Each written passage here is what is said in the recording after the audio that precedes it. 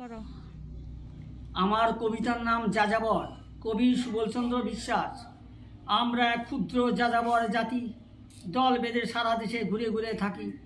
লাঞ্ছিত বঞ্চিত অসহায় আমরা সর্বহারা, কোথাও হয় না মোদের একটু আশ্রয়। এই পৃথিবীর আকাশের ছাদের নিচে বুলু কাপড়ের রঙে বেরঙের ছাউনি, সেই ঘরেতে আমরা হইচই করে থাকি। শীতের কুয়াশায় শিশির ঝরে আমাদের মাথায়, রাত কেটে ভোর হয় ঘুম ভেঙে উঠি, আমাদের মাথায় মোড়া দেখতে পাই জলের টুপি। গ্রীষ্মের গরমে আম পাকে গাছে, আমরাও রোদ্দুরে পেকেছি পাকাপোক্ত হয়ে।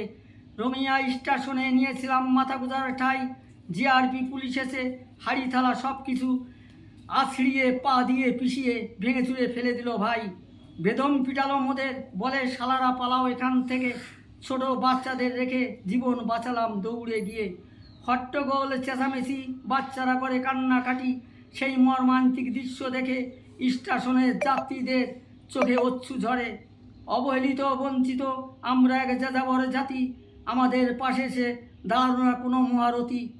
জাতির জালিয়াতি করে কুল গেছে ওই কুলিনদের, ওদের ঘরের মেয়ে এসেছে আমাদের ঘরে। জাতির জাত মেরেছে, বড় জাত ছোট জাত করেছে যারা, আমাদের তাই আজও হলো না কোনো গতি, আমাদের নাই কোনো জ্ঞাতি। আমরা এক যাযাবর জাতি, দল বেঁধে সারা দেশে ঘুরে ঘুরে থাকি। এর মাঝে আছে কত সুখ শান্তি, আমরা সকল দেশের সেরা বসতি, আমরা এক যাযাবর জাতি।